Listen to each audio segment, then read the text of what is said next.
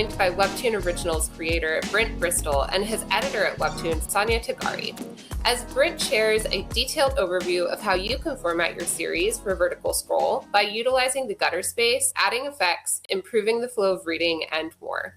As an introduction to our guests, Brent is the creator of the Webtoon Original series Ordeal. Ordeal is famous for its high-intensity action sequences, technical use of the scroll comics format, and its super-powered cast of characters. And honestly, the way Brent sequences fights and character reveals, I'm convinced he's a cameo himself because his talents as a creator are beyond epic. Joining him is Sonia Tagari, an editor here at Webtoon. As an editor, Sonia provides creative support for Webtoon Original creators and series she works with, like Brent Bristol. So please join me to welcome our guests as I turn the stage over to them. To everyone in the audience, thank you so much for joining us this morning for this workshop. I've been working with Brent for a few years now, and I can absolutely say with full certainty, he is a fantastic source of creativity, inspiration, and tips and tricks. I love his series and can't wait to see and share everything we have for you today. Hi everyone, my name is Brent. I'm from Trinidad. I will try to talk as clearly as possible so you understand me. So I would like to start with how I do it. You know, everyone has their own technique and whatever, but I made a quick mock-up of a format for hard copy. So this is just my quick interpretation. I don't do it up actually, but if I were to do for print, this is fairly how I would format. So you have pages, page 1 and page 2 and etc. You know, the thing about vertical scroll is that the majority of readers, the vast majority they read on mobile. So most people use their phones. So it changes the dynamic a lot. For example, you'll notice in vertical scroll, we don't use side-by-side panels a lot because the screen is small, because most people read on their phones and you don't want to lose too much readability. You want it to still be visually appealing, but still legible, you know? So what you'll notice is the borders, the space of the panel will stretch all the way to the edge of the borders in order to take up the whole screen, so that you don't lose too much of the art and the visuals. Here, I would try to find a way to utilize the downward scrolling as well, because, for example, if you have page 3, right? I don't use a lot of space between these two panels. So I wouldn't use a lot of space between these two panels. But if I was doing vertical scroll, I have a lot more room to work with. And a good thing about utilizing gutter space is that it allows for a good flow when reading, so that readers spend a little more time on the series. They don't just fly through, the chapter if you use your gutter space wisely. Not too much to be jarring, but just right. So, it gives them a breather between panels. So if this was, let's say, a hard copy format for printed, full comic book, physical copy, you don't have a lot of gutter space to use. So you would try to keep the panels close by, so, you get enough on one page and you get enough art and enough visuals, on one page at a time. But if you were to transition it, I already went ahead and did the transition, so you don't have to go through that boring process. But this is how it would look in vertical format. Mind you, this is very boring for now because we're going to go through the process of adjusting it to be a lot more eye-catching. So I went ahead and I just transferred it to vertical scroll. Right, and I'd just like to show you quickly how it should look at the end. So this is a completed chapter of my series. So this is how it would look in the end. This is an entire chapter, well, majority of it. I cut out a little bit for sake of time. I'm just going to run through it very quickly. It shouldn't take me long at all. Just to show you how I would try to utilize the scrolling, the fact that people are scrolling. You don't want to have panels too close to each other because you want them to breathe between text bubbles and different things like that. So in this chapter, let's go skip down to the title sequence. And if you notice, I use a lot of gradient blending in order to flow into the next transition, into the next scene a little smoother. So I'll use some gradients here. Mind you, this is the actual font size, roughly. So what you're seeing on the screen here is what you should keep in mind when readers are reading on their phones. This is all that they're seeing. So I can't zoom out too much because nobody has a phone this long. So on average, you want to have an idea of what the readers actually see.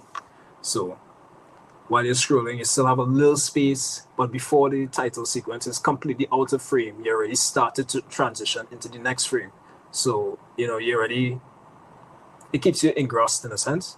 So this panel will have no panel borders. We just transition straight in. You see, I didn't use any gutter space, blank gutter space. I just transition the background into the next scene. Similarly, with this scene, I kept the borders, but I allowed the foreground to kind of blend into the next scene. Mind you, these things are not time consuming to do. It's actually very time efficient because, one thing is you want to have quality and quantity, but you want it to also be a practical work ethic. You don't want to be unable to finish in time. So these little techniques are something I've done for myself and they've worked, and they don't take up too much time for me. This one, notice also text bubble placement. I was I was admonished for my terrible text bubble placement at times by my good friend Sonia, but I learned from my mistakes, because before, what I used to do, I didn't realize it at the time, but I used to put my text bubbles, one sec. I used to actually, that's terrible. I used to actually take them and put them into the frame and obscure too much of the art, and I didn't realize it at the time, but I learned from my mistakes. So thank God for Sonia, and learn where to put your, suffixes and stuff of that nature.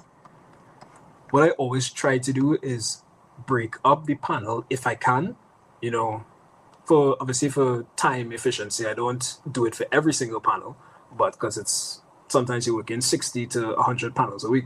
So I always try to have something breaking out of the actual panel lines. So you have the panel lines here, but something breaks out of it, even if it's just a text bubble, or in some of the accounts, you'll just see the effects. So have some lightning effects come out of this character, and they will boost out of the frame, right? And here I would transition from panel into next panel, no gutter space. That's easy. You just draw your background and just allow it to flow into the next panel. And this panel again has no borders, whereas usually you'll have some borders, and then this will be blank gutter space. But if you take out that, it just makes it a lot easier on the eye, and it gives it a nicer flow, and it looks a little better. Because one thing you'll notice is a lot of Western style and even foreign style comics, they use a lot of the gutter space, which is very time efficient, and it's very practical. But if you can afford that little extra effort to, just give it that little better, I don't want to say look, but if you can afford the time, it's worthwhile.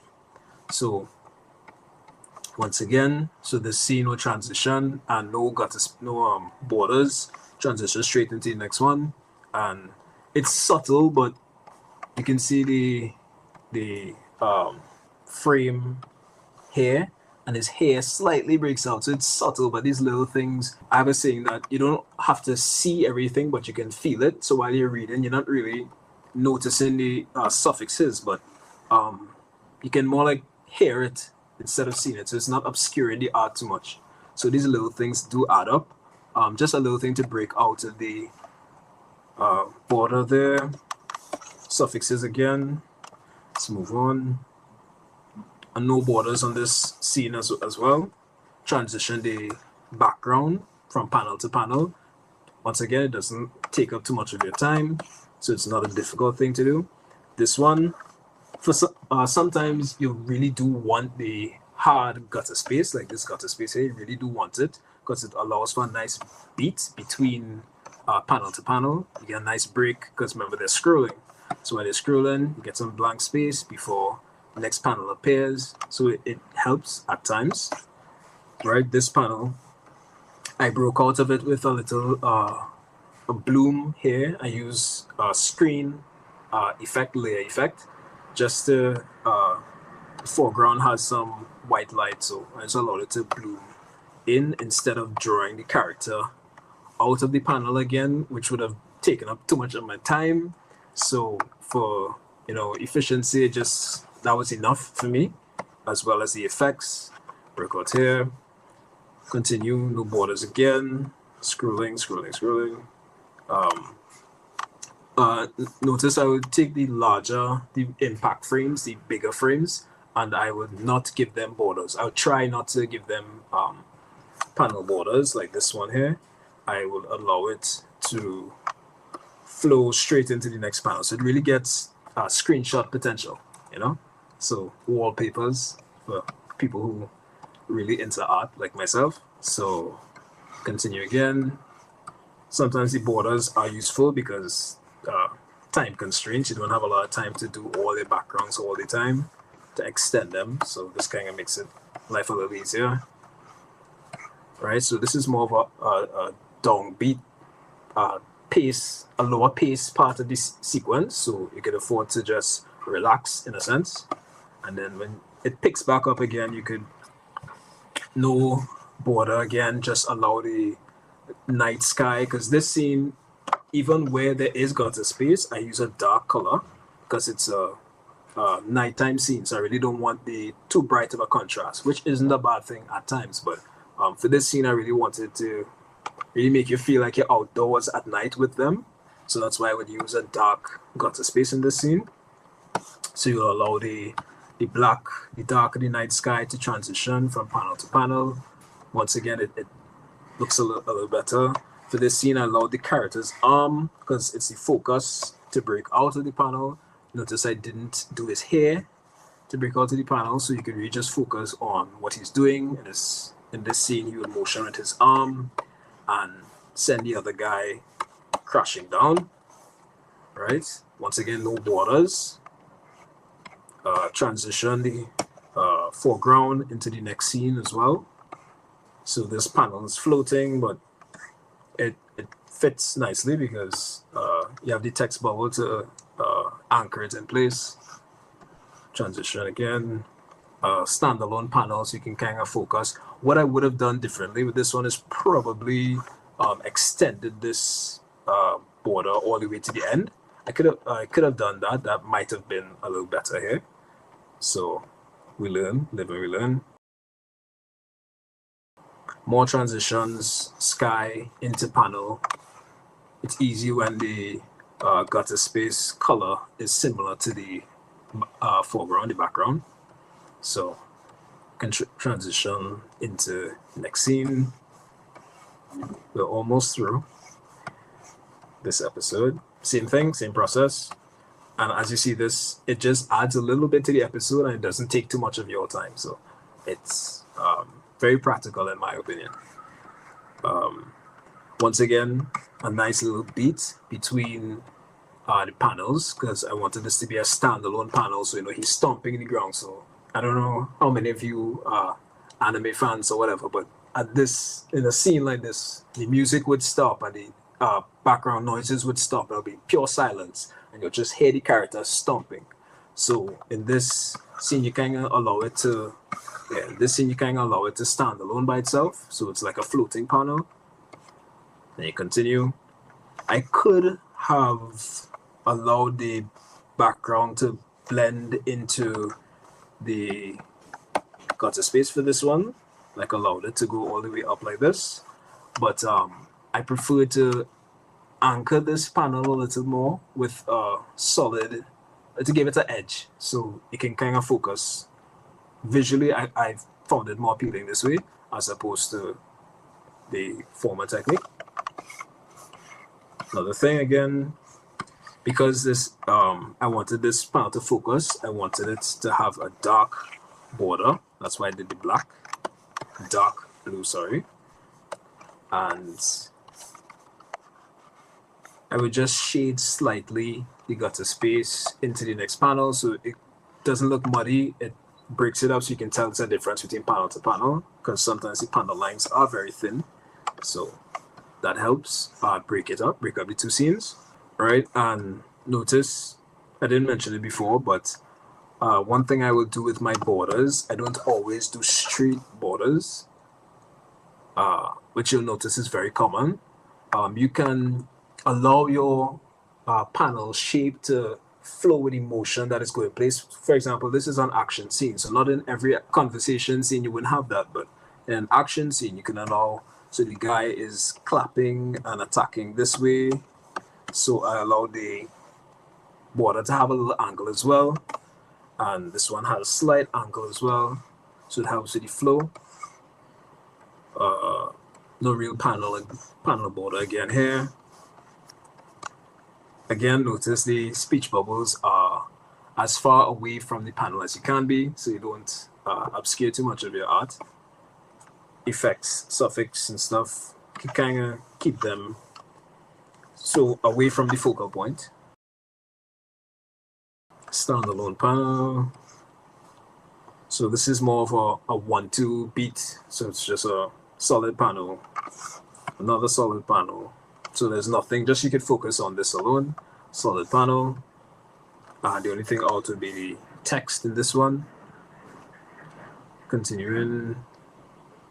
Right.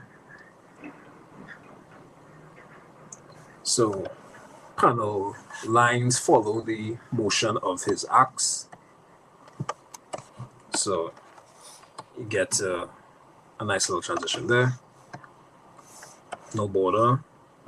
Background straight into next panel again. I allowed his arm to slightly extend past the borders for this one, so you can get a nice, I'll show you how to do all these things as well, how I do it. Continuing, and we are about done, and that'll be it. What I could have done differently with this panel here, so I like to do these a lot. Copy and paste panels and add the difference that happens instantly, because it's supposed to be like in the twinkling of an eye, you know. So I'll copy and paste the panel and show the next action instantly. So between these two scenes, what I could have done differently here was allow the wire from this guy's grappling hook to extend past the panel. I could have done that differently, thinking about it, but I am satisfied with how it looks. But this is potential for another idea, something you could do, and that would not have been time consuming, because you just take the colors that you have and it won't take up too much of your time, right? And another big splash impact panel is coming up, so no more gutter space again, panel borders, sorry. Again, straight into the next transition, and that one will transition into immediate scene. So motion comes this way, he is cut in his eye here, so you get an instant visual, and with a floating panel, so it feels like it's instant. The visual comes right after, so there's no set of space in between, right? So we'll stop. I think that's it. No, there's a bit more, but we could stop here. This is chapter 57 and on Ordeal if you want to see the rest of it. This is just an example of what I do, how I do it, and I will show you how I do these things now with this scene. Transition it over to here. I will work on it now, and we'll figure out what we can do best. While you're getting that set up, Brent, we have a few questions in the chat, and there's one that I would love to jump into really quickly. There was a question, editorial input about some of these tips and tricks, and everything you've said, spot on. I'm really trying to think of ways how I can add anything. You've done so well distilling a lot of the notes. I think some of my favorite things we've discussed are things like getting the speech bubbles out of panels and playing with gutter space. So something I often think about from an editorial perspective is the fact that when you're making comics in a page format or for a print format, you have a physical constraint. There's only so much space that you can fill on a sheet of paper. And so if you're reading a comic that is for page format, often panels can be pretty tight. There are really discrete borders, and speech bubbles are within the panel in order to save physical space. There's only so much ink that you can pay for. There's really only 8.5 by 11 inches on a sheet of paper or on some other form of kind of physical media. Whereas something that's really great about vertical scroll and about using kind of vertical scroll digital comics is you can play with so much more space.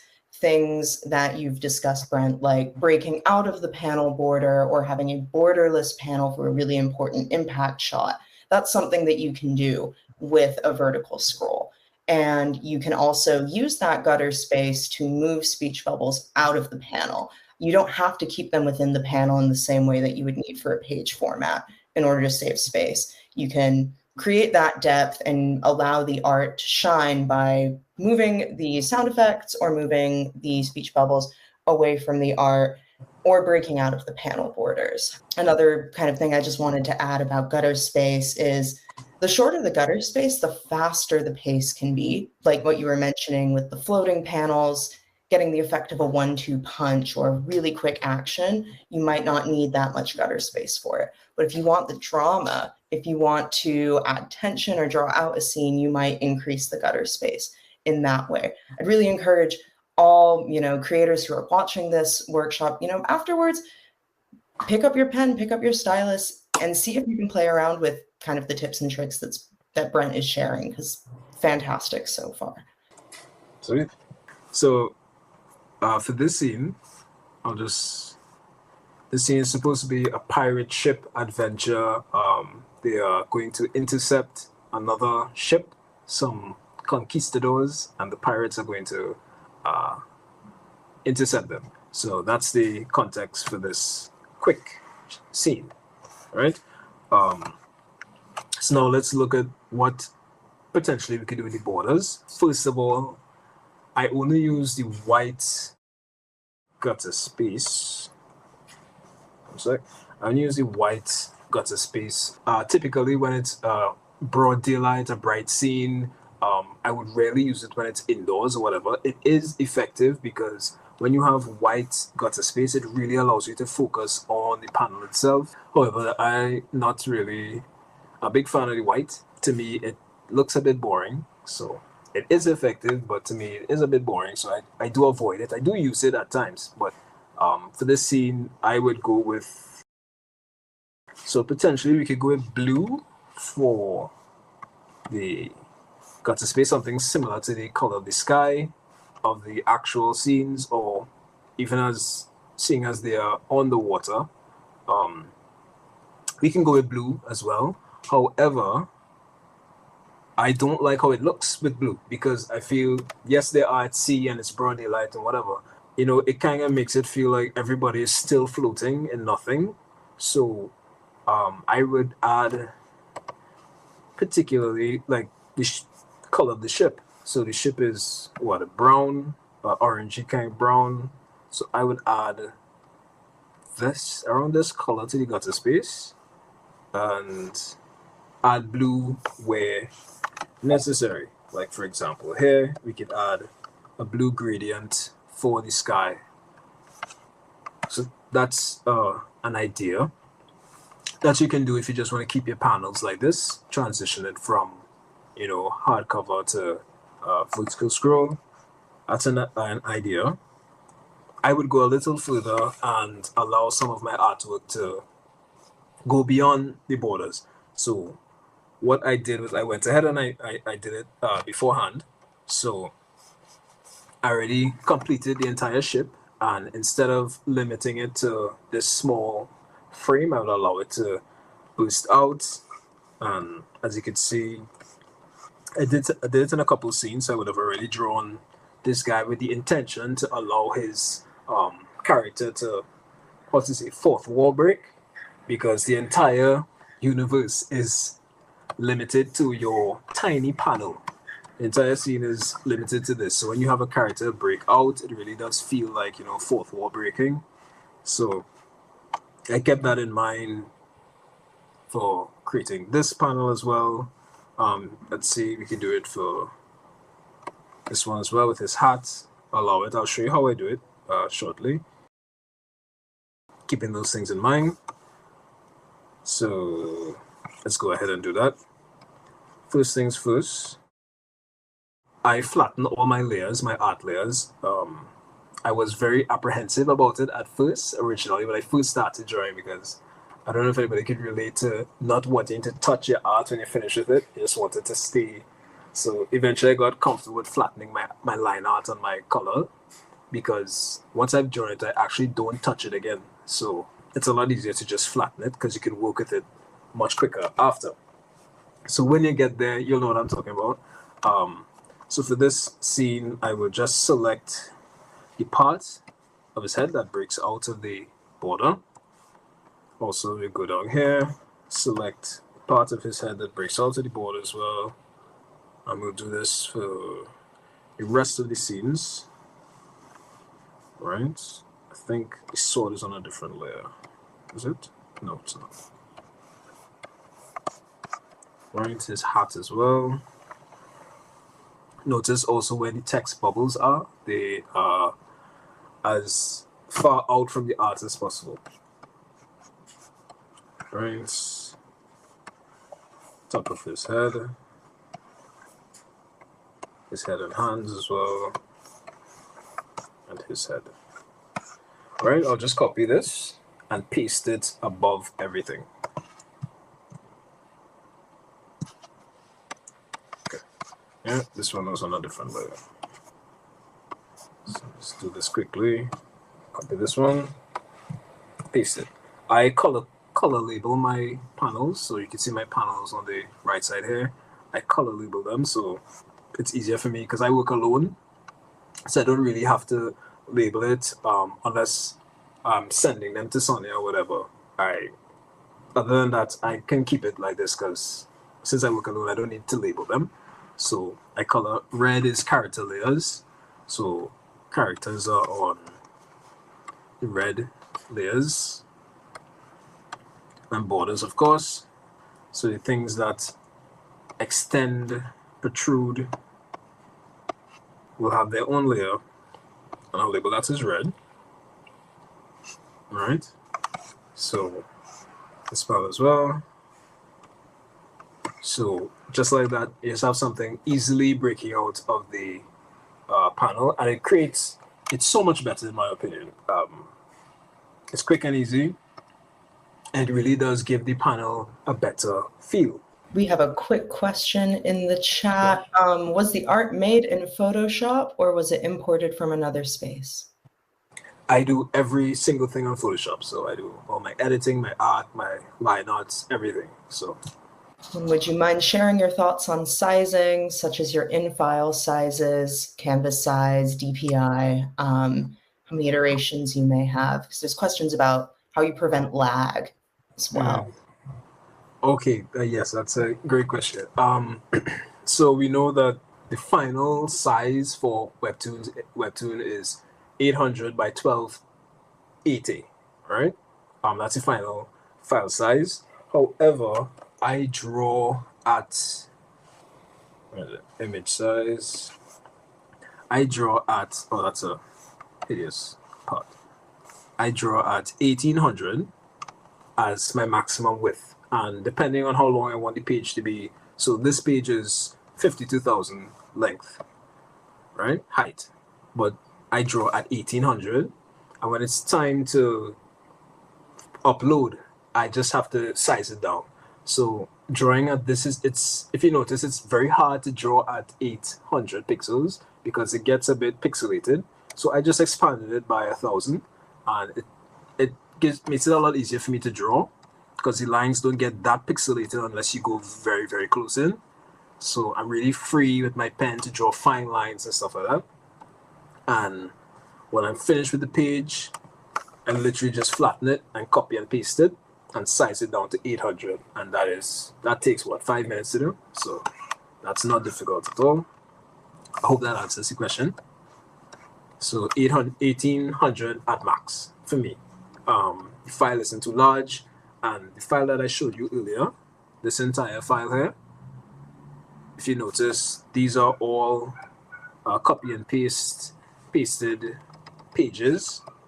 So this here is one page that I drew, and I would have copied and pasted this page and just imported it here. And this entire image is 800 by 103,000.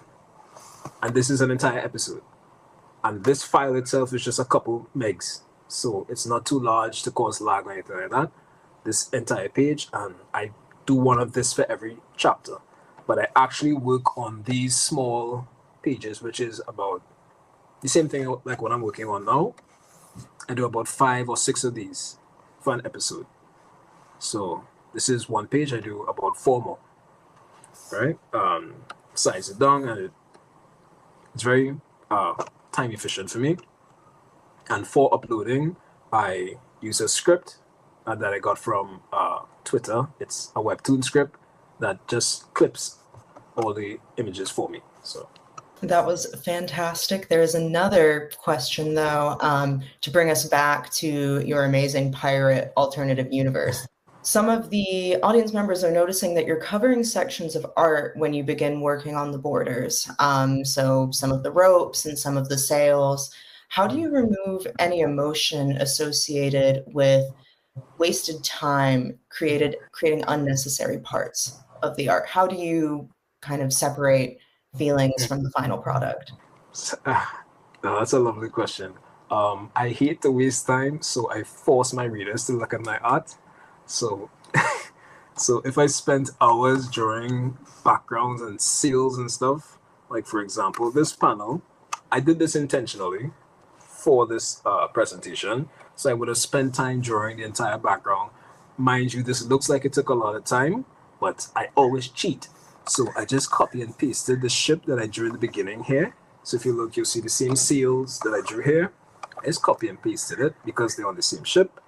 And give it a slight blue, and now I have a functioning background, which took me a couple seconds. So work smart, not hard. So I did this deliberately, and what I'm going to do for this panel, like what I showed you in the example before, I'm going to delete this entire gutter space here.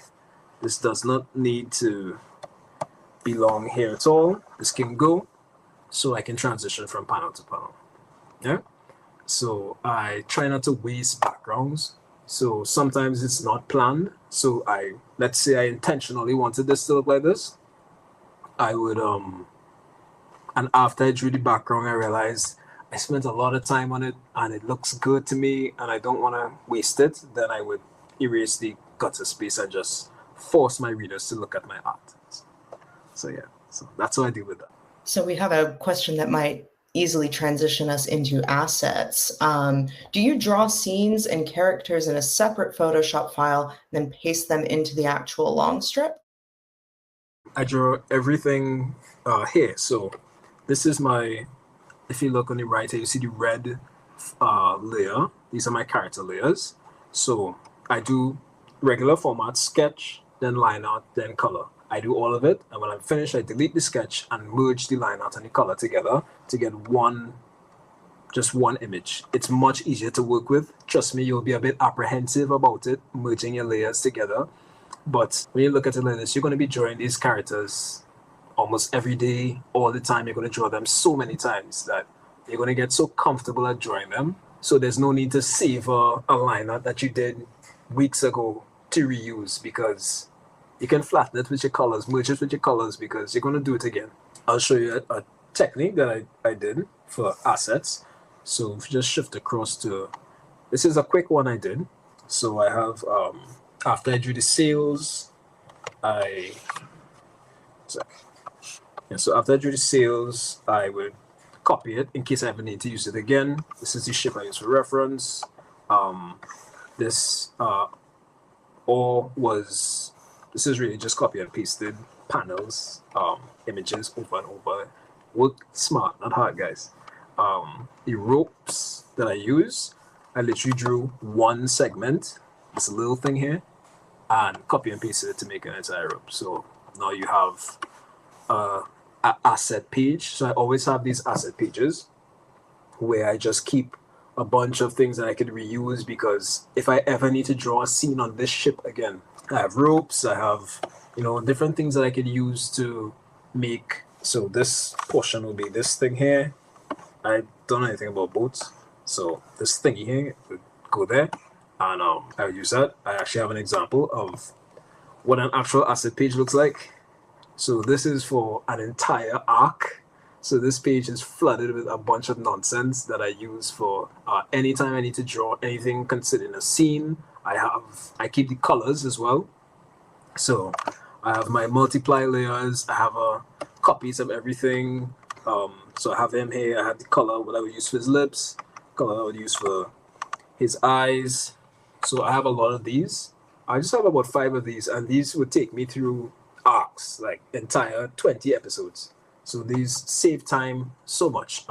Assets that I could copy and paste, so I don't have to draw a horse again at this angle, because I have one here. I merged it so I can reuse it anytime I see fit. So get pages like this. It makes it, because sometimes it feels daunting when you finish sketching your page and you realize, okay, I have 2 characters to draw in the foreground and then 4 characters to draw in the background. It may feel daunting, or you may even limit yourself because you're not confident in how much you could draw in such a short space of time.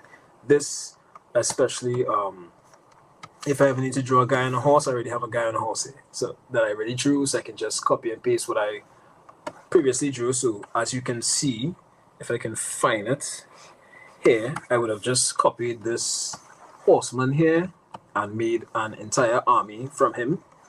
Very efficient, and I would recommend having an asset page like this for everyone. It takes you through very nicely. So if I ever need to draw a column, I have one here. So this will be the one for this chapter. Let's go back over.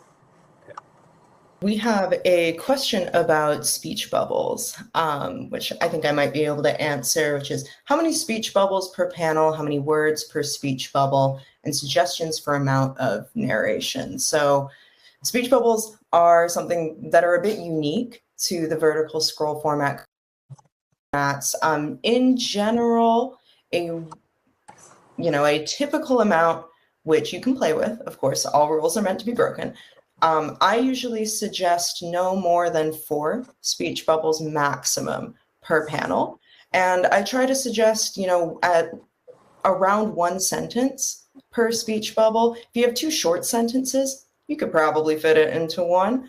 But the reason for this is if you have 7 or 8 or 9 speech bubbles on one panel and they all have 2 sentences in them, your reader, as they scroll through their phone, is going to need to stop in order to read all of that text. And by stopping, they slow down kind of going through the comic that you're making. Something that's really exciting about the vertical scroll format is you can have this really great pace of scrolling, and that flow of imagery and dialogue can feel really cinematic. It's filling the screen, it's engrossing you in a physical action as well. So the more text you have on a panel, the more the reader has to slow down, the more they, might be like, wow, that's a lot of text on the screen. I don't know if I want to read all of that. I'm going to start skimming. Kind of in the way where if I encounter a book with lots of text in really small typeface, I might start skimming it instead. So if a good general amount, I'd say 1 to 4 speech bubbles, keep the text as kind of concise as you can in that bubble. Don't overload it. Otherwise, readers might be like, man, I just want to keep scrolling. I want to see a new image. I'm just going to skim it. I don't really want to read all of this. So those are things that you can play around with if you really want to slow readers down. You can have a lot of text. In terms of narration, I would say it's similar to kind of having speech bubbles. If you kind of have a lot of narration, it's going to slow things down. If you have kind of narration interspersed with visuals, it might be more engaging and more interesting for readers. I realize even for myself when reading other works, when there are too many text bubbles together, yeah, we skim through that. We don't read that. That's too much. So you can really break it up. It's a nice 2 and 2, 2 and 2 at max. It makes it a lot easier to read. I agree. What I was trying to do here in the meantime was I had a desire to take the ship and break him out of this panel. So I'm going to just copy and paste it like what I did before. But what I noticed is that I drew a lot of things on different layers. So I have some of the ropes on one layer, I have the ship itself on another layer, and then the sails. So I'm literally just going to select all of these layers. So from this one all the way down, I'm going to merge all of them. Bear with me. I know that it's very cringy, but I'm going to merge it, all of them. Copy the portion that extends past, just copy it, and then undo my selection, undo everything, so it's back to normal. And I can easily just paste my ship to break out of my frame panel. So let's merge that there. Something else I could do to probably make this a little more interesting is, how about we erase, I wonder if it will work. It might not. If I was to erase the borders, so I erase that and just blend my background into the sky a little more. I feel like that should look pretty good. Okay, so I'm satisfied with that. If you want to be a little extra, you could put in your little clouds, something quick.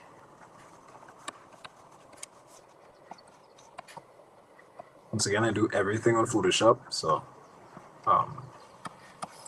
work smart, not hard. So when someone reads that on their phone, it should feel a nice flow from scene to scene. I'll put a little more clouds. Okay. Also, while you're working, Brent, we have another question in the chat, which is, do you have viewing tips to check the flow of an episode on a mobile device? Well, what I would do is just zoom in to how big I think a phone screen is, and I would just review it like this. So this is at max what people would see when they're actually reading. So the entire ship doesn't fit into a phone screen on average, maybe a little more. So the entire ship might fit in, but so before the ship is fully out of the frame, you already get to transition into the next frame. So this is how I would check to make sure that vertically it's not too crazy with the gutter space, because you don't want people to be scrolling and it's empty and it's bland and they don't know if the episode is over or whatever. So that's a good little tip. And once again, I use gradients so that people know the scene is continuing. So I'll put a gradient into this scene here. That's a really fantastic point. You bring up the idea that there ideally should be something on the screen at all times. Instead of a page turn for more traditional print comics, we're trying to keep readers scrolling. So as one panel begins to finish, it's a great idea to have, as you said, a gradient or the start of the next panel to keep readers. Yep. All right. So let me not waste too much time on this. For this one as well, it's since the gutter space is already blue, I would just transition this one straight into this panel. So I'm going to just delete this borderline here. So my gutter space is on its own layer. So this is a clipping mask layer. If you look on the right here, this is a layer mask. So I would have selected all my spaces in between panels. So panels here, I would select them and then just create a, well, this is Photoshop, so I'll create a solid color in the blank space. So that's what I'm working on right now. This is its own layer here. So because it's its own layer, I can just color it as I see fit. So here I would just blend the sky to there. Don't really like how this ship feels like it's floating in nothing. Maybe add some of the blue of the ship itself.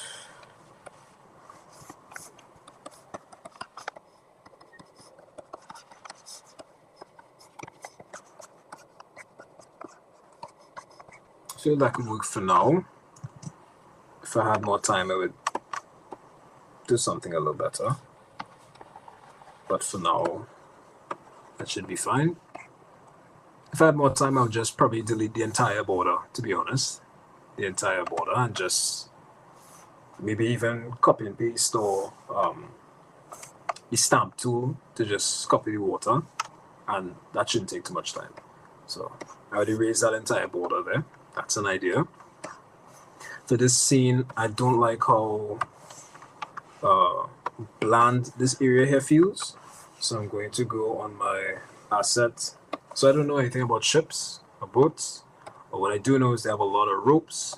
So I'm going to play with that and copy my pre-made rope here and put some ropes in the background. Let's see. Come here. This rope is too short, so let's make two.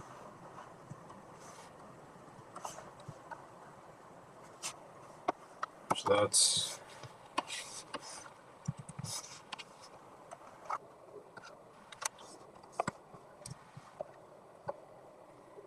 some ropes.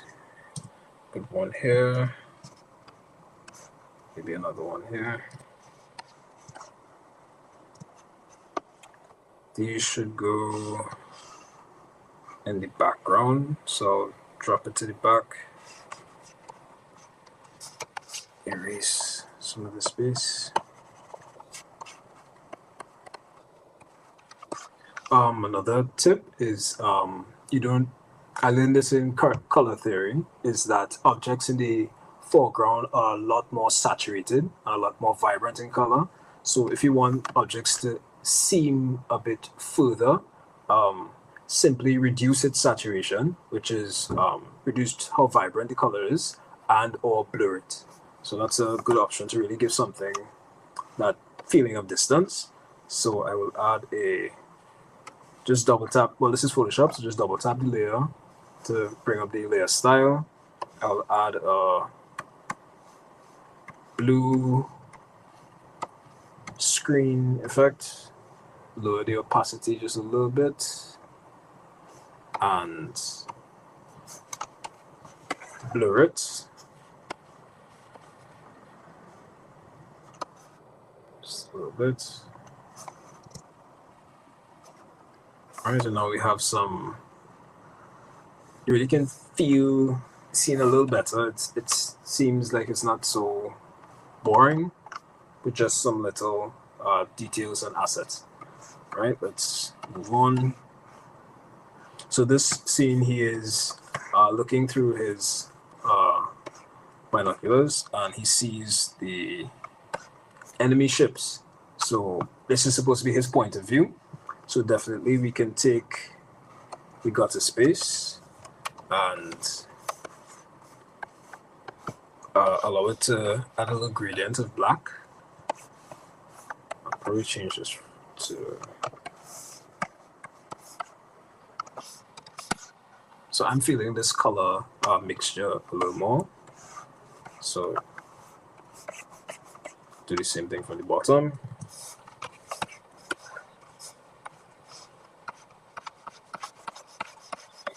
Right. So really get that view that this is his perspective. For this panel as well, I like how it looks. I'm satisfied how it looks like this. I don't know if I want to erase the border for this one. I don't have to do that. I can probably just take the blue of the sky and blend it so you get a nice transition from the harsh dark color back into daylight, you know? So it really feels like he held out the binoculars to his eyes and now he's taking it off so you can see the sky again, right? Next panel. Okay, let's do this quickly. Put some sky here as well. Transition it into this panel. Yeah, I can work with that. Or do I?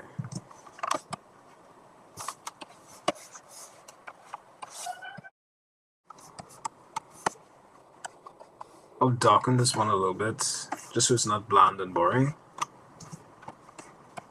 I'll go on and do the same with the rest of them. I can erase this one actually.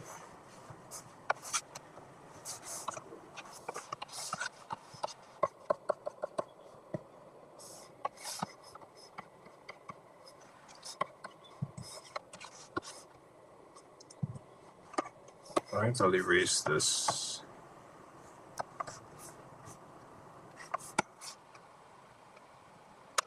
Speech bubble placement is not too close to the art, but still you give the speech bubble something to ground it so you know which panel it's attached to. So here my speech bubble is on its own layer and text is on a separate layer, right? I hand draw my speech tails. I don't know if there's an easier method, but I would hand draw it. So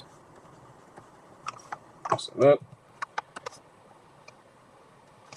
Right, I'll do the same for the rest of them.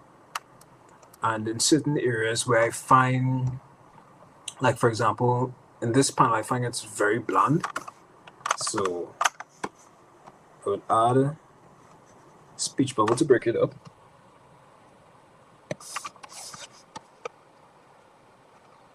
Another tip is this can stand alone by itself, but I do find it's a little bland. So I would add some glows to the fire coming from his bed. And in order for the glow to actually stand, because you want a good contrast, I'm going to darken the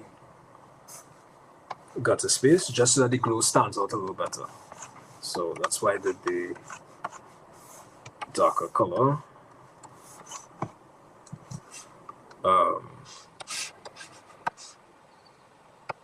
Screen, my effect layers are orange, so I know, keep track of what I'm doing. And for this, a nice little feathered brush, and can give his beard a little glow. Brings out to the panel.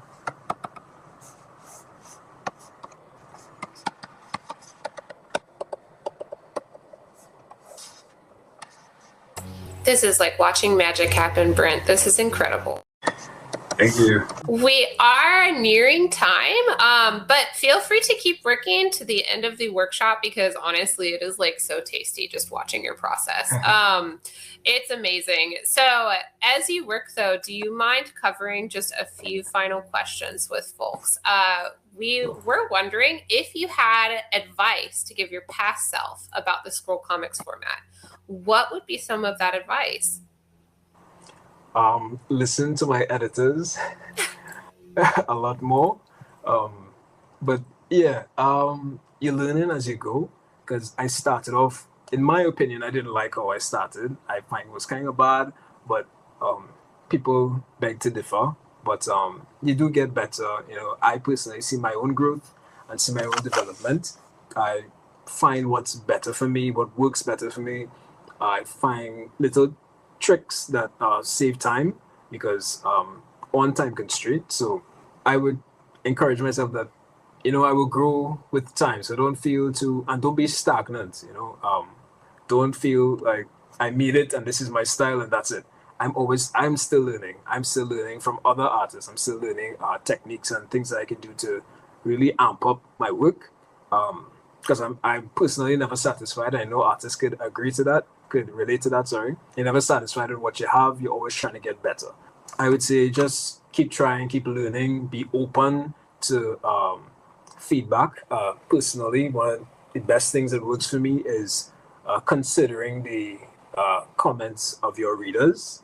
You know, you might feel this is my story and I know what I'm doing with it.